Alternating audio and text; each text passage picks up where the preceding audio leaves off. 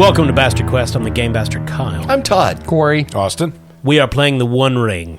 About the One Ring. Oh, Well, the Tolkien world of Middle-earth. We have one of the rings. If you're just finding Bastard Quest, at minimum, go back a few episodes. or go back about 70 for the first time we played this game. So you'll understand who these fucking people are. Well, Yeah, the One Ring is a great RPG. We highly recommend it. yeah, Yes. a lot of fun. We've had a lot of fun with this game. It's very, very well made, and it makes it super easy to get into character. And nobody's gotten hurt. Nope. Emotionally, That's not true. maybe. Austin, who are you playing? Well, I'm Zep Farron, the dwarf. Corey? I'm Ezo Hen, the elf, who is less abrasive. All righty. Todd? Bungo Tuk Hobbit. The three of you are hunkered down in a cellar beneath a house in Tharbad, a house owned by a hobbit named Valdi Pick-Pick, master spy in the service of Gandalf the Grey. It's a master. You don't know. Have the hobbits mastered anything? Comfort. Breakfast. Yeah. Lunch, dinner, Potatoes. pipes, Gravity bongs. Flern. naps. And it is night. You have just prepared to go to sleep, hiding in Mr. Pick-Pick's cellar because Tharbad is currently ruled by, it is believed to be an agent of Sauron, of the Shadow. A sorcerer, right? A sorcerer is what you have heard. When you are disturbed by loud banging on Master Pick-Pick's door, and you can't make out the voices precisely, but you can hear Valde talking with someone. After a while, you hear the door slam and booted feet walking about above you.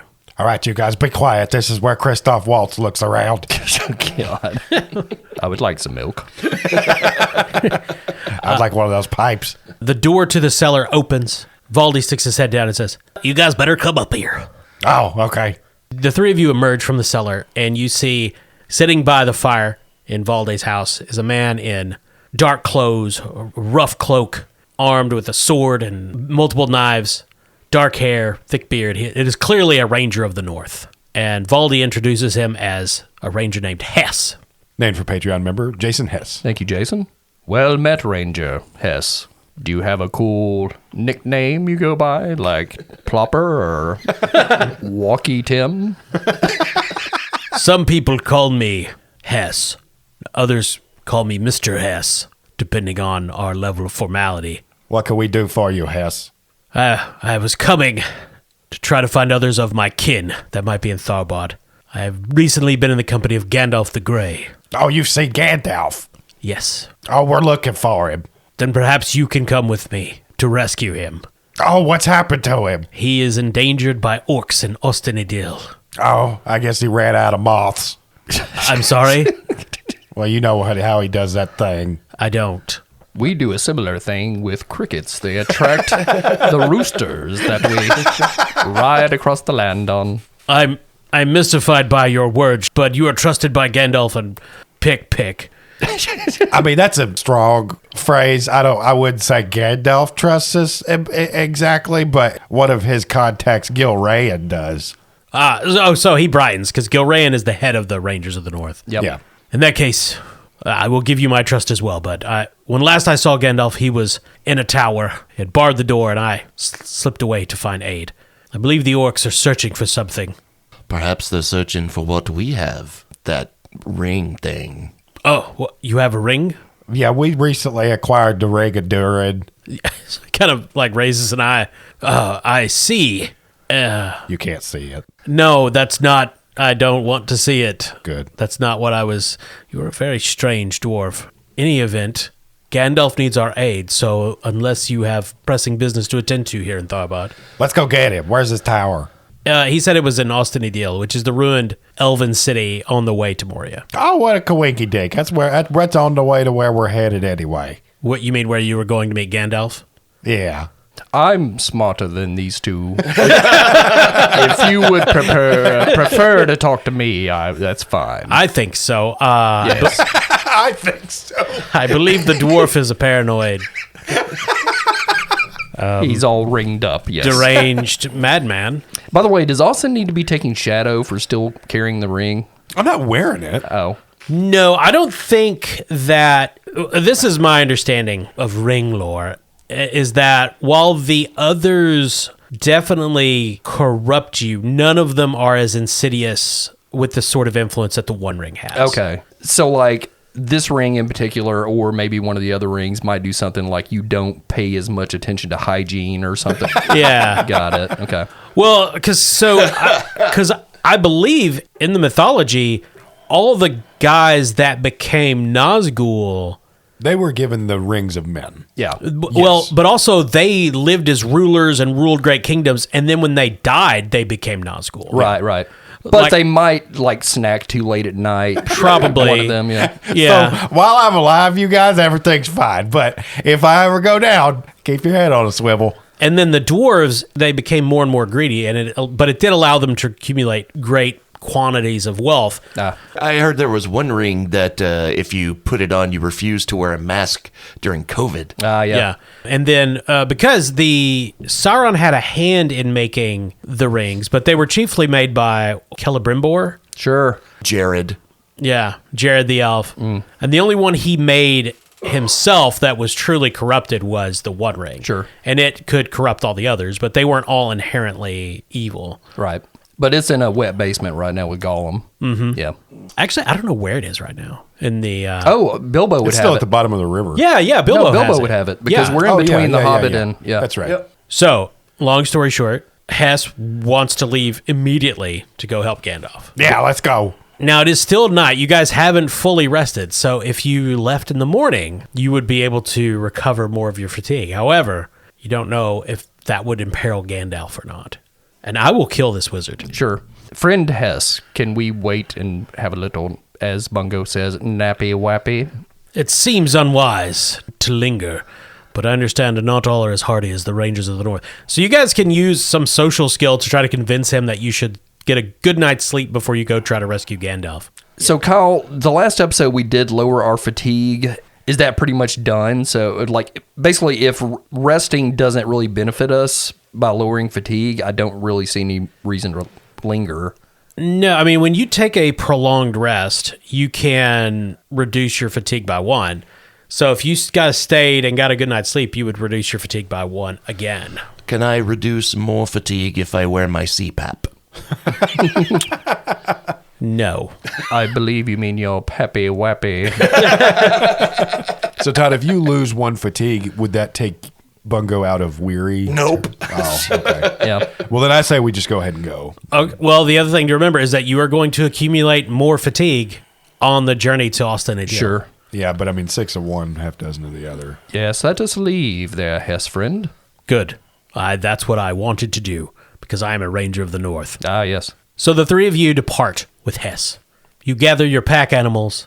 Volde each gives you fresh supplies, fresh cheese, and pickled ham he has. No one notices him slip a bag of weed to Bungo. And you guys are on another journey. Yay! Hooray! Now, does Hess take a specific role in the journey along with us this time? I guess this is the first time we're traveling with an NPC. So he... No, that's not true. We traveled with the dwarf. Yeah, the dwarf that would hit things with his boot Yeah. and get no help whatsoever. Basically, I think what we're asking here is, since he's a ranger, which means he's used to traveling, will we get any kind of bonuses or pluses to the journey here? Yeah. You are going to get some benefits. Not that we used all the benefits that we had in the last journey phase. Yeah. Corey, you want to take us through? Yeah, we fucked up. A lot. I should have been rolling with advantage, basically, on my lookout skill. But Well, here, I can do you one better, Corey. I'm an even bigger idiot because I am also favored in travel. Oh, okay, good. So every 2 that I rolled last time on my D12 could have been offset. Yeah, and Bungo's maps should have been giving us a +1 to everything. Yeah, so I should have at least been getting 3s every time. We're good gamers. We're good at this. It's been a while since we played. the Read One your Ring. character sheets, players. No. So you guys will still make the decision as players, the course you're going to take, but Hess will be a good guide. Okay. Cool. So again, I don't know if you recall, but last session you had to decide essentially whether you were going to try to cross the Glanduin near Tharbad by cutting cross country through the swamp, Swanfleet, or following the river and crossing it at some point further to the east. Now, as you get closer to the mountain, the river's depth will get lower and lower. Yeah. But you would still have to look for fords. It might not still be easily crossable. Okay. I think following the river is the best plan here. Well, we're doing that either way. Yeah. The question is whether we're crossing now, crossing through the swamp, or crossing the river itself later. I don't want to go to no swamp. Okay. So then we'll cross and follow the river to the south. Gotcha. And being a small folk, I would like to avoid the swamp. I could possibly get stuck. Yeah, I hate when that happens. Happened to me uncle. Pango tuk. Yeah, yes. Got stuck in a swamp. All right, so Austin, you will need to make a travel roll. I assume you guys are taking all the normal rolls you took last time. We are. Yeah. Yeah, so I'm still going to be the guide for the journey phase and the scout. So I'm making my first travel roll now with both D12s as so ordered. So that's a total of 20 with 1 success die. So for no discernible reason, you guys make incredibly good time this first day, setting out cross-country just off the road south of Tharbad. It's almost as if you remember your old skills that you had forgotten on your unnecessarily long journey from Bree. I rubbed some vapor rub on the chest of Colby so he's breathing much better. So Austin, the event is going to be a mishap, and that's going to call for a scout roll. Okay. Have 2 in Explore, but that one is not favored. My target number for wits, by the way, is 15. I got a total of 19 with 1 success die. At one point in the journey, you do have to cut through part of the southernmost edges of the swamp, the Swanfleet. And you try to find areas that are the most shallow. Largely, Zip is successful in this. So you only waste a few hours drying out equipment and drying the horses. You lose little time, but you do take each 2 fatigue. Okay. Had you failed, you would have taken more. And at the end of the 4th day, you are standing atop a low hill. In the distance, you can just start to see the first faintest impressions of the Misty Mountains. Behold, the first faintest impressions of the Misty Mountains. Yes. The Glanduin River is flowing swiftly, swollen by spring rains, but you're still at least a few days by Hess's estimation from Austin Ideal. All right. Time for another travel roll. Okay. If you want to go back to rolling the same dice you did at the last session, you can. Yeah. So rolling 2d12, 3d6, and getting a +2 overall. All right. That's a total of 17, which is a success, and got 1 more success on the d6. So to give some insight into how this works from a mechanical perspective, which I don't think we've done this run through, is I have a map which is divided into hexes, a map of Middle Earth, and on the travel roll, if Austin is successful, they move 3 hexes before they encounter an event, with an additional hex moved for each success. Yeah. And if you fail, you only move 2 hexes. So one reason you guys accumulated so much fatigue in the previous session was you were essentially going slower because you were failing rolls and encountering more events. We weren't failing shit. Austin fucked up a whole bunch. Pretty hard. Yeah. So this time you've made 2 travel rolls and moved a total of 8 hexes. Yeah. Whereas last time I think the most you ever moved once was 3. Yeah. Let's see what event comes up this time. Ooh, highway robbery. No. All right, Corey. Yes. This one is for Easel. Make your awareness roll as a lookout. Okay. I'm favored in awareness. Yay. I've always known this. And I have 2 die. My target number is 14. And I get a +2 from all the other shit. Ooh, got a total of 15. +2, 17. So this is a chance mating, and you rolled successfully, so no one will take fatigue. Oh, cool. Easel is on lookout. You guys are south of the river, south of the Glanduin. You've come down from the hills, which are greatly multiplied as your journey has progressed. The mountains now rise up in the east like this vast wall across the horizon. You're looking for a place to ford across. You can see the ruins of Austin Ideal to the northeast, this series of broken, pale towers shattered stone amidst the wilderness. Easel's elven eyes see something fluttering through the air.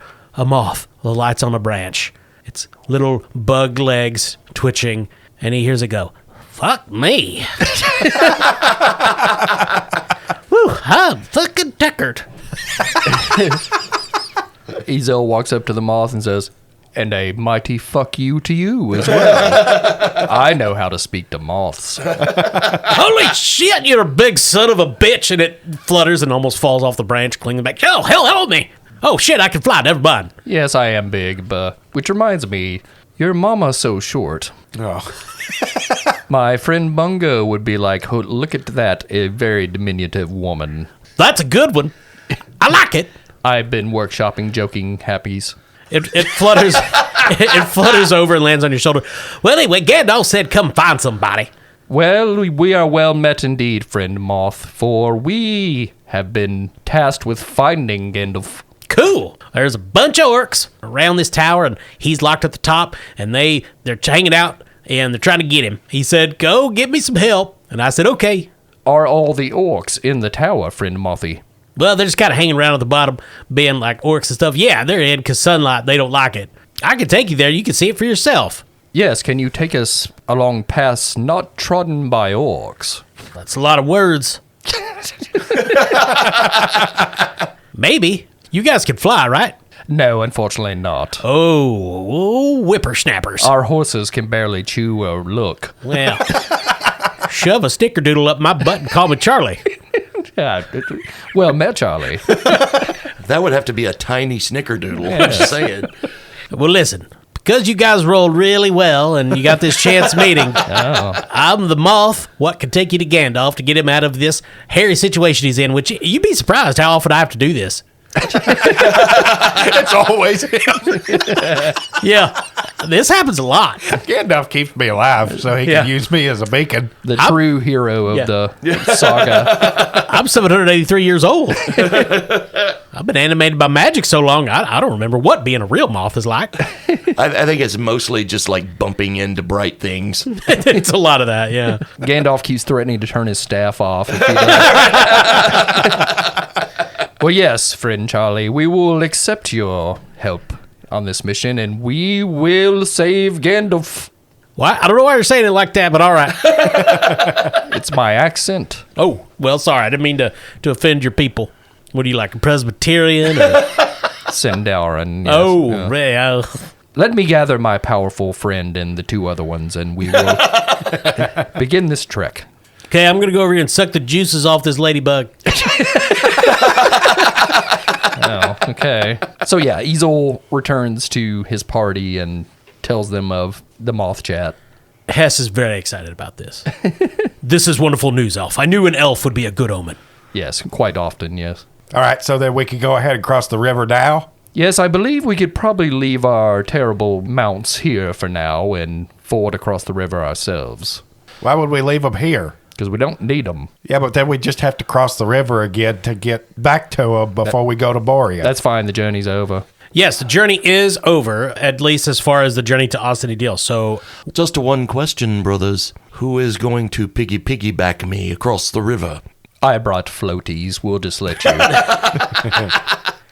they the ones that go on the arms? Yeah, of course. Okay, yeah. so you guys get to reduce your fatigue by an amount equal to your mount's vigor. Oh, okay. And then you can make a travel roll. Every success you get reduces your fatigue by 1. Okay. Oh, okay. Am I making this for all of us, or are we each? You each make 1. Oh, okay. I have 1 in travel. Question, do we still get the +1 from the maps for this, or is this just a... This is not a feat roll? Feat roll, I don't Okay. think. No, it actually might be. Well, I think we're using our feet and our arms to swim. So can we get +1? Yeah, it's a feat roll, so you could use it from maps. Sure. Okay. Bungo rolled a 2, Oh, Jesus. so 3. I don't have travel, so I just... And I rolled a 16 exactly, which is my target number. I rolled a 16, but my target number was 18. All right, so Austin, you reduce your fatigue by 1. Did you get any successes? I did. So I But- reduced it by 2. Nice. And we are ready to enter into the adventure phase. Oh. The moth is fluttering around Easel's head. It tickles.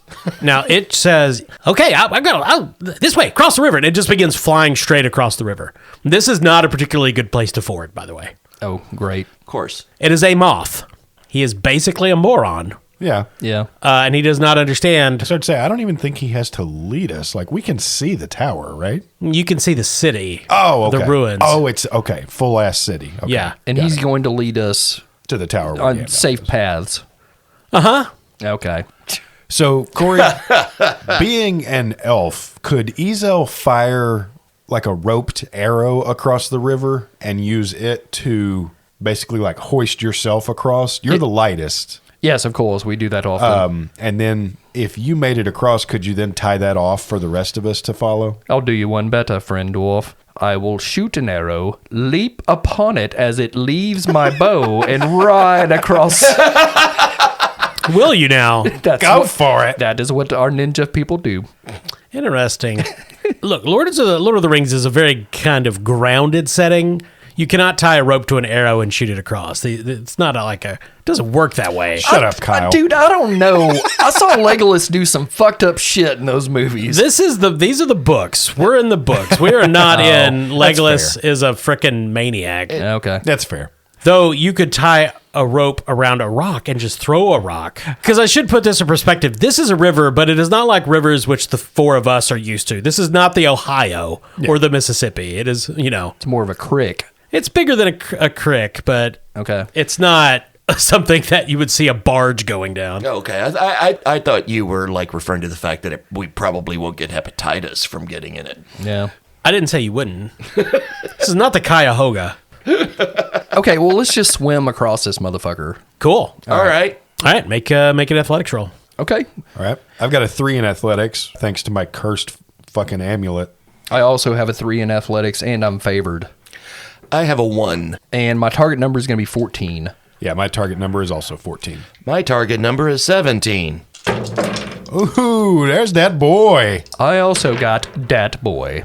I got a 10. I got a dat boy. I got 2 6s and a 2. So that's a total of 26. Okay, I got a total of 21. Todd? 10. Oh, total. Total. I see. Yes. Bungo drowns. So the river here is relatively shallow. You don't have to swim very much. You're mostly just walking across the bottom. This is mountain water, so it is pretty clear, though there are a few darker areas, and it's into one of those that Bungo takes a little tumble. Yeah, there's apparently just a hole there. He goes down, comes back up, but his helm is gone. Oh, no. You have lost your helm. Hess fishes you out. Question. Yes, That helm was 4 load. Do I subtract that from you would. my load? The load Cool. would reduce. Sweet. Still have it with my fatigue. It's still 18, and my endurance is 15, so I am still weary. But not as much. Not as bad. And you guys are across the river, making your way through the woods on the other side. The moth is leading you, or rather, leading Ezel. Child yells in the distance. And he leads you through the wilderness, through trees and the occasional open glade, up to the edge of Austin Edil, which is a ruined elven city. The remnants of a wall encircle it, though this is mostly covered by vines and creepers and the occasional tree growing in the gaps. What is left of the plaster cover of the wall is cracked by time, but also discerning eyes like Zip and Ezel, you can see clearly this wall was ruined in some terrible war.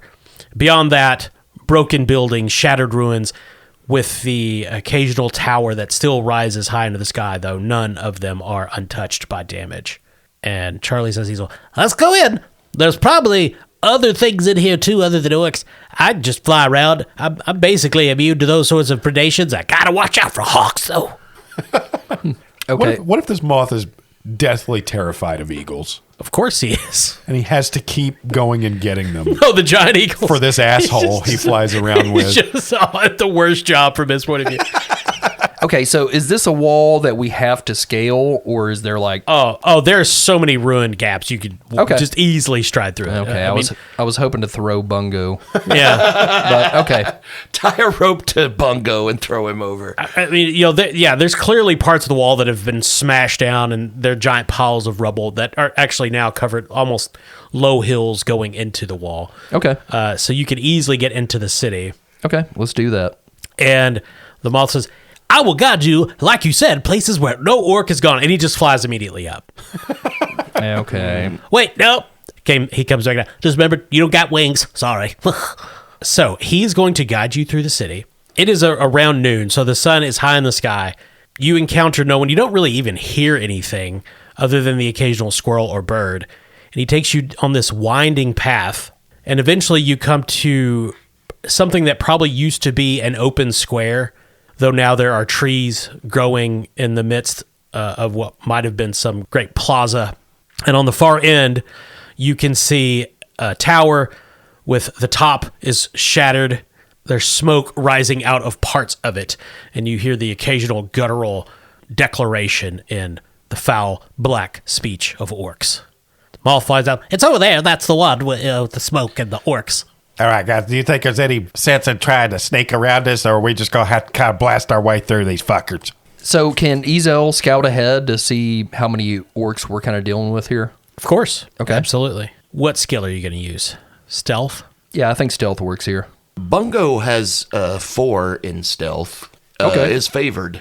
Okay, well, you do it. Okay. Well, he's little. And he's the most expendable. Yeah. And he also has the art of disappearing. If perfect. need arises. All right. Roll your stealthy wealthy. So that's going to be 2d12 and 4d6s. And Todd's weary, though. We got to keep that in mind. So 1s, 2s, and 3s do not count. But one of my songs, the Song of Victory, can be used to let a player ignore weary. Ooh. All right. Would I have to roll my song to make that happen? Because song is a skill on here. Yeah. You've got to sing. Okay. The lyrical sound of elves. Okay, I'm favored in song, and I have 2 d6s. My target number is 14. All right. Damn it, that's a 10.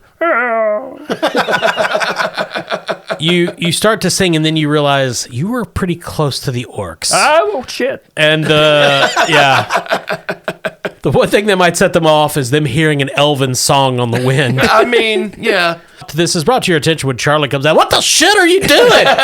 Jesus, shut up. Sorry. All right, brothers. I'm going in. Time to make hidesy hide. Well, I rolled 3 fucking 1s. Oh, shit. That's an 11. Out of? 16. How many orcs did you see, friend Bungo? Well, to be perfectly honest with you, I was creeping and a little toot came out.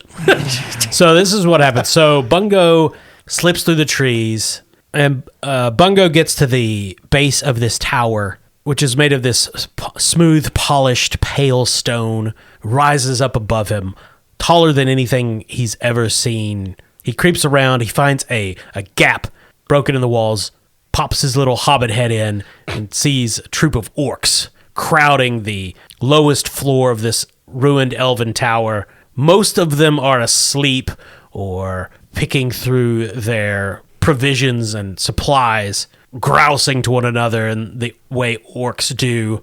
There's at least a dozen here. So seeing this, he slips back out, but his weariness gets the better of him. He takes a rest, sitting down on a log, looks up, and just then realized, oh, there are 5 orcs at an impromptu camp just right next to him. And it's one of those things where it's like you've been sitting in a park on a bench and there was somebody else on a bench nearby and you just notice each other at the same time. Right? That's not a log you're sitting on. Yeah, like these 5 orcs look over and Bungo looks over.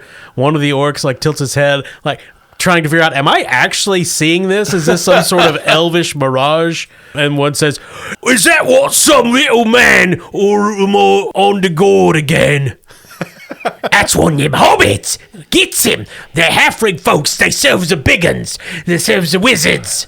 And so these orcs leap to their feet, Ezel and Zip and the Moth and Hess hear this commotion of orcs shouting, "Get him, get him!" And the boss says, "Oh, cracker snatch!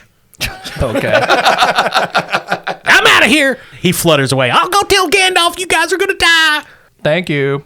And we are going to be in combat. Pachow. So, Kyle, before we get into it, one of my distinctive features is enemy lore, and I'm specialized in orcs, which pretty much means I know a shit ton about orcs. You know essentially everything about orcs. Okay. That there is to know. Will that help at all? It could. Okay. Do you know anything about orcs that would be useful right now? I know where to kill them.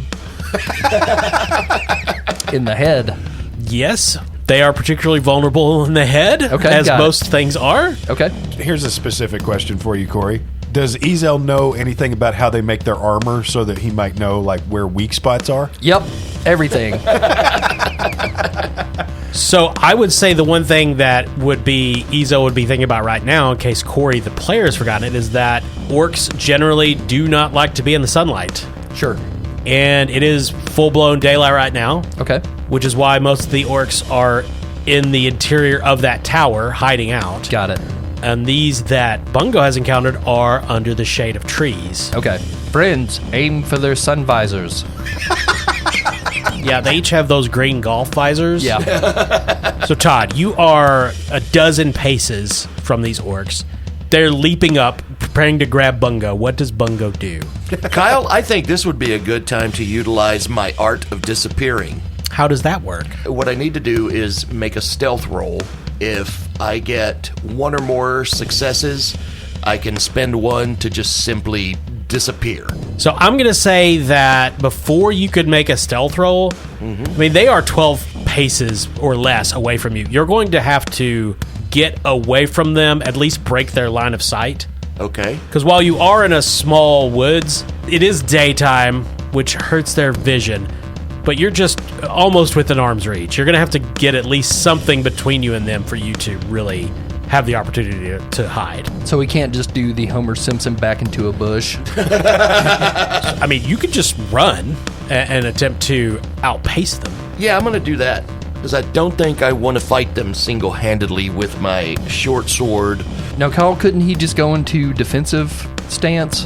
Because we're getting into combat, and there's 4 stances we can take. Yeah, I mean, he could go into defensive stance if he wanted. That would immediately penalize any attacks against him by like 1d, right? Yes. Yeah, it makes it pretty hard, or well, harder to get hit. So, I mean, I'm basically, because he's a hobbit, he has that ability, I would give Todd the opportunity to attempt to use that here, but you're still going to be in combat, because the orcs are, at least these 5 are alerted. Okay. My assumption is that Ezel, Zip, and Hess are advancing to the cries of alarm. Sure. Yep. The first thing I'm going to do is run. Okay. And what skill are you using there? We'll go with athletics on that. All right, make an athletics roll. I'm going to spend hope. All right, add a d6. Yep, that's going to be 1d12, 2 d6s. Target number is 17. There's a 6 and a total of 18. Nice. Cool. I run away real good. You were successful, but you also rolled a success with the 6, right? Yes. So I'll say that will give you a bonus die on your stealth test. Sweet. Yeah, which you still have to make, because this is just you like sprinting into the woods, ducking behind a tree Right. to break their line of sight, and then pulling some hobbit nonsense. Yes. So roll your stealth. All right. So I'm favored in that, and I get an extra die. So for this roll, I'll be doing 2d12 and 5 d6s. Cool. With a target number of 16. You are still weary. I am. 2 3s that don't count, but still, that's a grand total of 24. Damn, Bungo. Bungo runs into the trees. The orcs shout, leap to their feet, run after him. He's dodging in between the trunks, leaping through bushes, and after a moment, he's just gone. The orcs have completely lost him, but they burst into the small clearing where Ezel, Zip, and Hess are, give another shout of alarm, and then battle is joined between the two groups. Now, Todd, Bungo is hidden, moving Yes. around the battle. You can essentially appear in the combat at any point that you choose. Right. Now, once you do that, though, you can't just slip back into the shadows. You're correct. there for the duration. He can't Nightcrawler Bamf. Nope. Turns out, no. I picture Bungo like When he finally gets behind the shelter of like some broken wall, he pretends like he's going downstairs, like he does that thing. And when the orcs get around there, he's just gone. So, combat takes place in a sequence. The first thing is the opening volley. Each side can use ranged weapons before combat as close quarters is initiated. Now, you guys are in a forest very close together when each of you sight the other, and at a run. I'm going to say that the orcs are completely unprepared for opening volleys. They don't have short bows. They do have spears, but they were essentially just chasing Bungo with their swords out or with just hands because, I mean, he's a hobbit. They were not at all worried about any weapons he was carrying. Do either Zip or Easel have ranged weapons they're prepared to use? Yep. Yeah, Easel has a great bow. And I have a bow. All right, Corey, Austin, you guys can make a ranged attack. Okay. Each. All right. I have a 2 in bows, and my target number is 14. I have a 3. My target is also 14. So we're not in a stance yet, right? You are This not. is just opening volleys? These are opening volleys. Gotcha. I got a 17 with 1 success. I rolled a 7. So, Kyle, I got a 17. My bow has Pierce. So Pierce is enacted on what? Successes? If you got a 10 or plus on the feet die. Yeah, what did you roll on the feet die? 7. So you don't have enough to trigger a piercing blow, which essentially you're just going to inflict damage, well, to their endurance equal to the rating of the bow, Okay. which is, The damage rating? yeah. 4. And does the 1 success, does that add damage or? No, in this case, it doesn't inflict more damage. Normally, a success in combat would be used to try to for a bow. In any case, would be try to increase the numerical die of the feet die to get a piercing blow and inflict a wound and take somebody out. Okay. But in this case, the arrow streaks amidst the orcs. They give a cry, and it's going to do 4 endurance damage to one of them. Hey, orc, your mama's so dumb. That is all. Well, I missed. They hate that. Time to get forward. Ah! Yeah, so we now move into close quarters. The two sides crash into one another, and you each need to pick a stance. Well, except for Todd, who's hiding. Zip is obviously forward. Gotcha. So typically Ezel is rearward, which basically means he can only use ranged weapons. But he's itching to try out this new spear he got. Ooh. The Lance of Falling Leaves. Yeah, and actually, since there are 5 orcs and only 3 combatants at the present time, I don't think you could, because you'd have to have at least...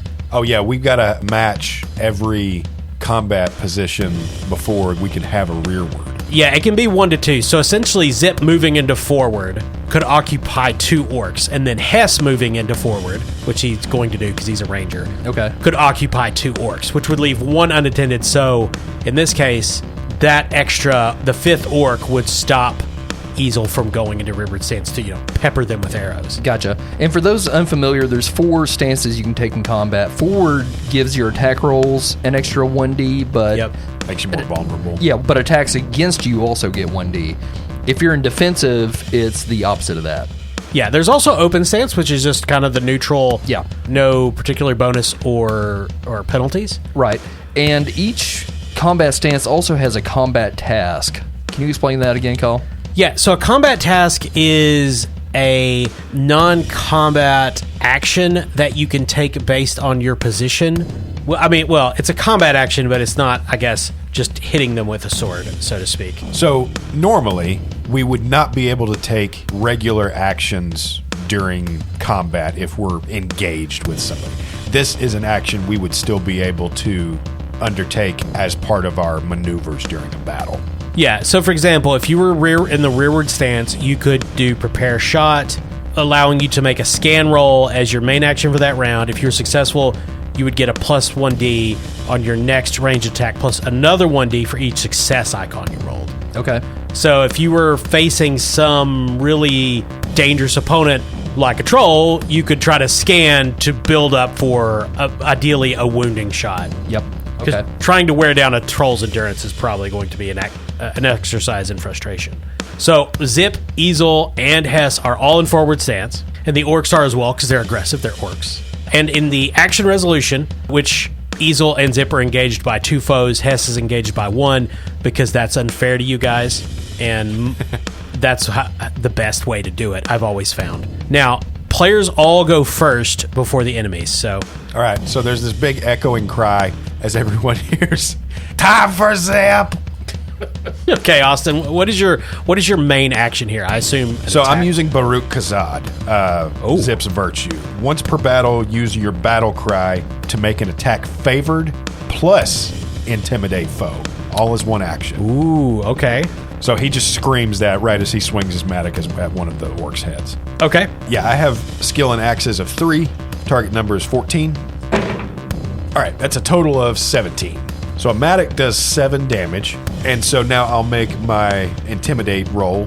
All right. I have 2 in all. The target number, again, is 14. I rolled a 12 there. Unfortunately, Zip's voice is muffled as this scarf flies into his face at the wrong moment while charging forward. But he does slam his mattock into an orc's face, despite being blinded, and pulp its skull. It goes down in a wet, messy heap. That's my specialty. Come here, buddy. So one orc is dead. Okay. Corey, it's Easel's turn. Okay, Ezel's going to spear an orc. Fun. So I have 2 in spears, and target number is 14.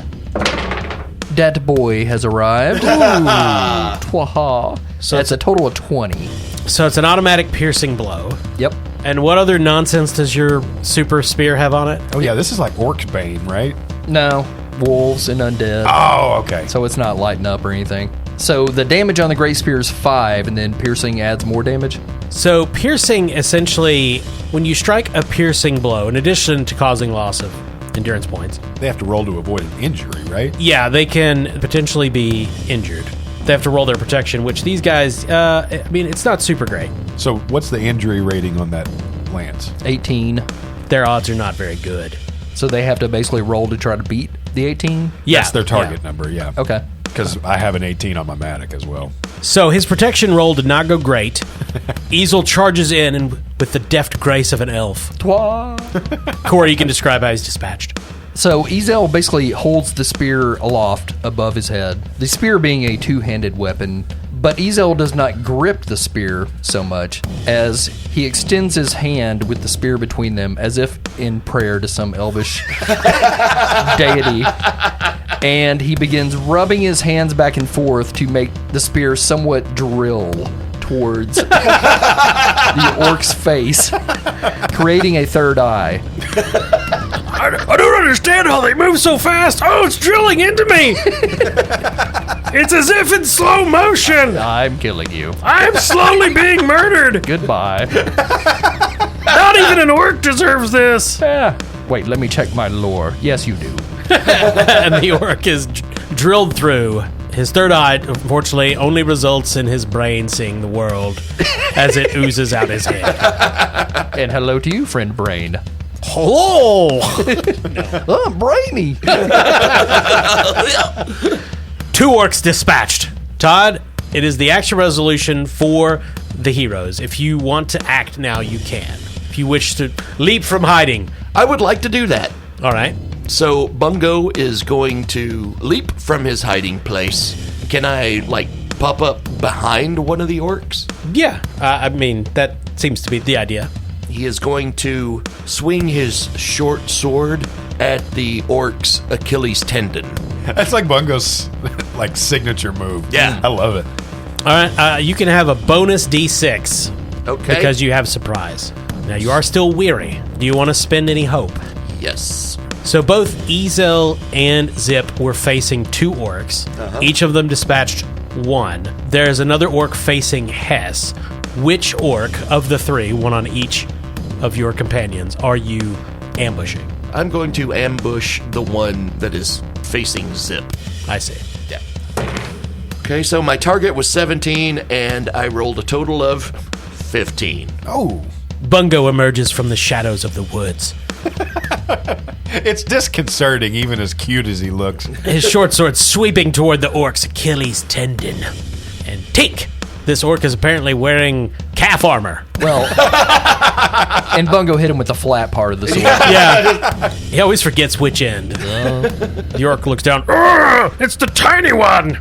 And it is the orc's turn. One is attacking Ezel and one is attacking Zippity-Doo-Dah. Austin, what is your parry? 14.